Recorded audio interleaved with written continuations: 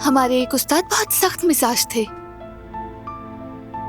University में thesis पेश करते हुए मेरे पेट से इसी तरह अचानक आवाज आने लगी तो मैं इतना शर्मिंदा हुई। सोचा कि उस्ताद मुझे डांटेंगे और कुछ कहेंगे, लेकिन उन्होंने दराज से मुझे बिस्किट निकाल कर दिया और कहा,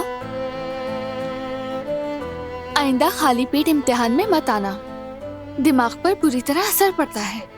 वाकई वो बिस्किट खाते ही दिमाग चलने लगा, जैसे कि जिंदा हो गई मैं। लगता था भूख से मर रही थी।